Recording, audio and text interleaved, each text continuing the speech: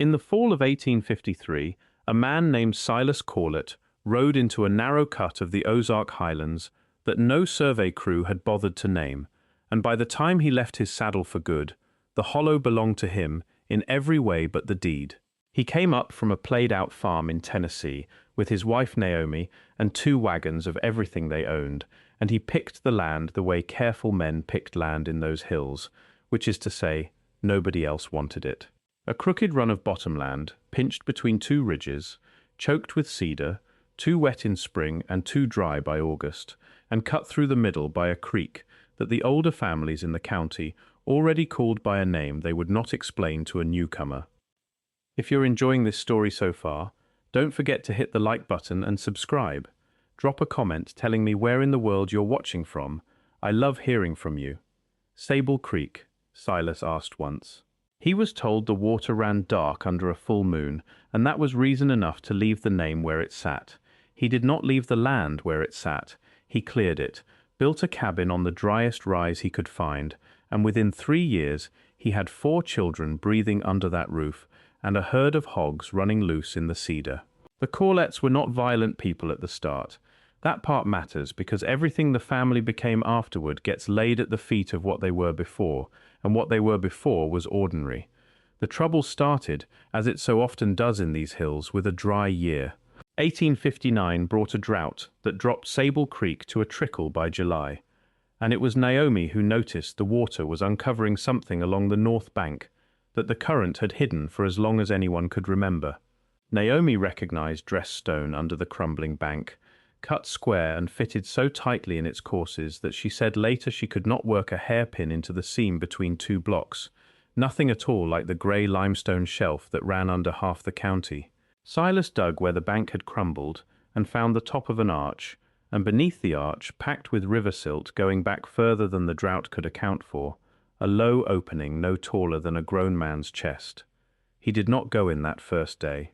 He covered it with brush, told his wife to keep the children off the bank, and rode 2 days to the county seat to ask an old surveyor named Tobias Renner what he knew about cut stone under Sable Creek. Renner would not discuss it in his office. He met Silas outside, in the road, and told him 3 things before he turned and walked back inside without another word. The stone was old before any white family reached that valley. The Osage who once passed through the hollow would not camp within a mile of the creek. And whatever Silas had found, the correct and only decision was to fill it back in with the same silt that had buried it and never speak the location aloud again. Silas rode home with Renner's warning, sitting in him like a stone of his own, and for 3 weeks he did nothing. Then his oldest boy, a 14-year-old named Ezra, came home one evening with mud to his elbows and told his father he had gone into the opening alone, that it was not a cave at all, but a passage cut on purpose, sloping down and lined the whole way with a kind of carving neither of them had words for, rows of shapes pressed into the stone that looked, Ezra said, like faces with their eyes shut, waiting on something. He said the air down there was warmer than it had any right to be in October, and that it smelled the way a root cellar smells after a long winter, close and faintly sweet. He had walked maybe 60 paces before his lantern guttered, for no reason he could name, no draught, no water, and in the dark that followed he heard what he described afterward only as a sound like breathing, slow and even, coming from somewhere further down than he had gone. He did not run. He said running never occurred to him, that some part of him understood the passage was not finished revealing itself, and that leaving felt, in that moment, almost rude. It was the guttering lantern that turned him around, not fear, and by the time he climbed back out into the ordinary grey daylight of the creek bank, he had lost track of how long he had been under the hill. His mother later swore he had only been gone 20 minutes. Ezra himself never agreed to that number, not once, for the rest of his life. Silas beat the boy for going in, the only time by every family account he ever raised a hand to one of his children, and the next morning he went to the opening himself to seal it with fieldstone and clay. He did not finish the work. Naomi's account, passed down through her granddaughter and later transcribed by a regional folklorist named Will Apprentice in 1922, says that Silas came back from the creek that afternoon, changed, quieter, and that he would not say what he had seen past the point where Ezra had turned back. What is certain is this: he did not fill the passage. He built a fence around it instead, and told his family the ground past the fence was forbidden, and for the rest of that decade the Corletts kept to themselves the way families keep to themselves when they are guarding something, rather than simply avoiding their neighbors. 2 more children were born on that land in the years that followed, and the hollow began to take on the name it carries in county whispers to this day, not because any clerk ever wrote it into a record, but because everyone who lived near enough to feel the cold coming up off that creek at night started calling it Sable Hollow, after the water, after the dark that seemed to sit heavier there than anywhere else in the county. By 1870, the Corletts controlled better than 3,000 acres around the hollow, land nobody had contested them for, land that simply became theirs, the way land becomes a family's when everyone else in the county quietly agrees to look away from it. Ezra grew into a hard, watchful man who rarely left the property, and he is the first Corlett on record to be connected to a death that was not his own. In 1874, a timber surveyor named Josiah Kane was sent by a lumber concern to assess the cedar stands along Sable Creek, and he did not report back. His body was found 11 days later at the base of the ridge above the fence ground, and the county coroner's note, preserved in a courthouse ledger that survived a later fire almost by accident, lists the cause as a fall, though it also records, almost as an afterthought, that Kane's boots were found 40 yards from his body, set neatly side by side, laces tied. Nobody in the county pursued it further. The lumber concern withdrew its interest in Sable Hollow within the year, and the Corletts never had another visitor from that company or any other. A deputy named Orrin Blevins did make one attempt to question Ezra directly about the boots, riding out to the property in the spring of 1875 with a court clerk as witness, and the clerk's own diary, held now by a county historical society that has never catalogued it in full, records that Ezra answered every question calmly and precisely, except the last one, which asked what lay beyond the fence line the deputy had noticed from the road. Ezra did not answer that question at all. He simply waited, the clerk wrote, with the patience of a man who already knew the visit would end and saw no reason to hurry it along, until the deputy gave up and rode back to town. Between 1874 and 1902, county records list 7 more deaths within a few miles of the Corlett boundary,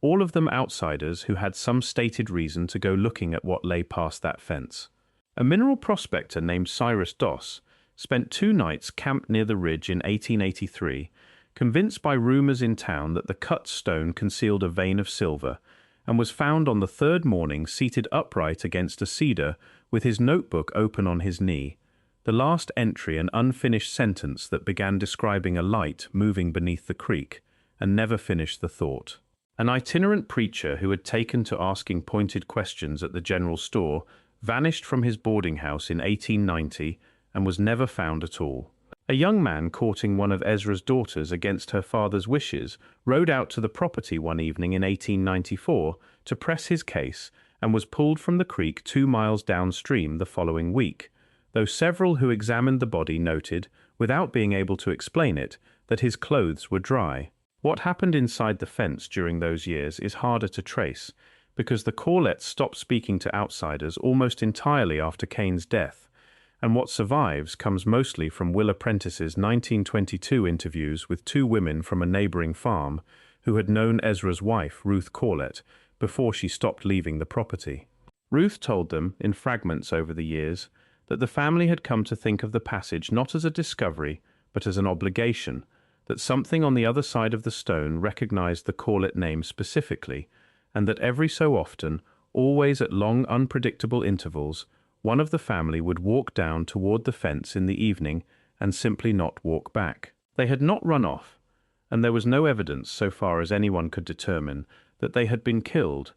They were simply gone, the way a name goes missing from a page nobody remembers writing. Ezra lost a younger brother this way in 1881 and a daughter in 1896, and both times the family's response was the same: a period of silence, a tightening of the fence, and no explanation offered to the county beyond a burial that never actually contained a body. If you're hooked on this story, make sure to subscribe and turn on notifications so you never miss an upload.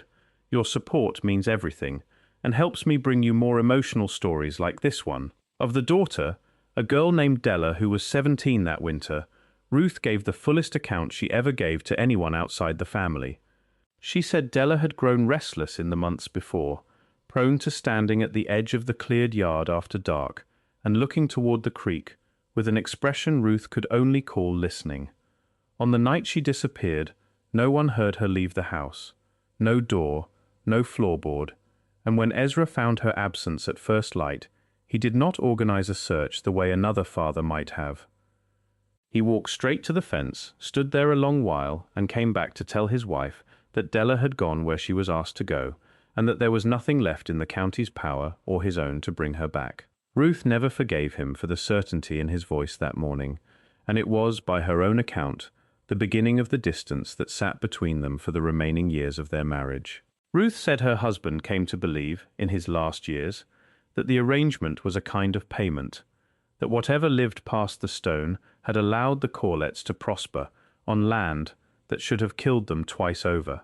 The drought years, the hard winters, the fever that swept the county in 1889 and left every neighboring farm mourning, while the Corletts, alone in the hollow, lost no one, a fact the surrounding families noted at the time with more resentment than gratitude, since it meant sending their own sick children to be tended by a doctor who had to pass the Corlett gate twice on every visit, and reported, more than once, that the air seemed to change the moment the road dipped down toward the creek. Ezra died in 1903, and the newspaper account of his death, thin as it is, records that he was found at the fence line itself, kneeling, facing the direction of the creek, with no mark on him and no apparent cause. The doctor who examined him refused to sign a certificate stating natural causes and left the line blank. His son Malachi inherited the hollow and, by every surviving account, inherited the arrangement along with it.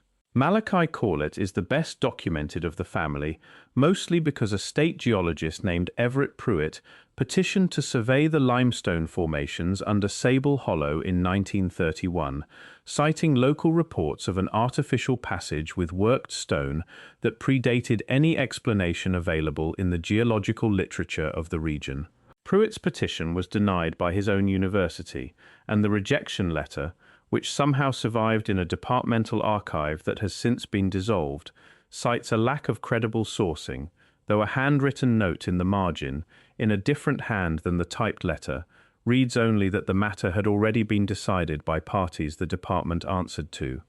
Pruitt tried to visit the hollow anyway, without university backing, in the spring of 1932. He was met at the property line by Malachi and two of his sons and turned back without incident, and in a letter to a colleague that surfaced decades later in a private collection, Pruitt wrote that Malachi had told him, calmly and without any apparent malice, that the family did not keep visitors from the ground because they wanted to, but because the ground itself had made clear a long time ago what it would and would not tolerate crossing that fence. In the same letter, Pruitt described something he had noticed while the three men walked him back toward his car, a low, continuous hum that seemed to rise from the ground itself, rather than from any machinery or livestock, and a temperature drop along the fence line that his own thermometer, carried out of habit, measured at nearly 15 degrees over the space of perhaps 30 feet. He wrote that he had intended to mention this in his formal notes, and then, rereading the letter before sealing it, decided he would not,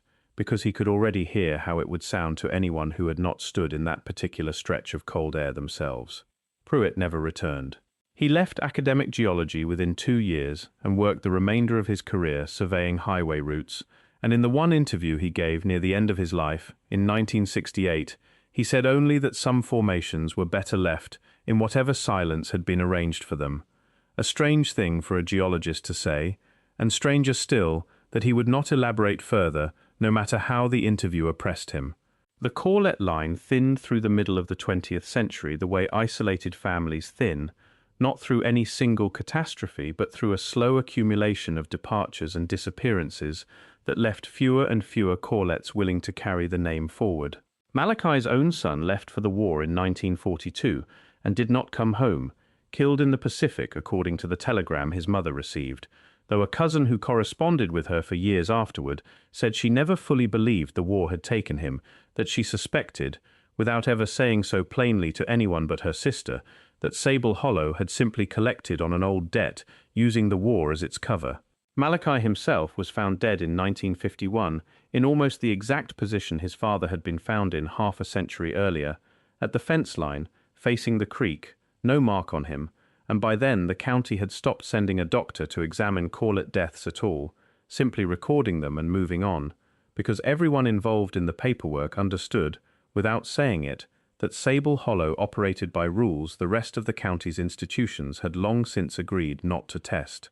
The last Corlett to live year-round on the property was a woman named Opal, Malachi's granddaughter, who stayed on alone after her own mother moved to town in 1963, and who was, according to the handful of people who still delivered mail or supplies that far up the hollow, unfailingly polite, entirely unwilling to discuss her family's history, and increasingly difficult to find at home in her final years, as though she had begun spending long stretches of time somewhere on the property that visitors were never shown. The last person to speak with her at any length was a mail carrier named Dot Higgins,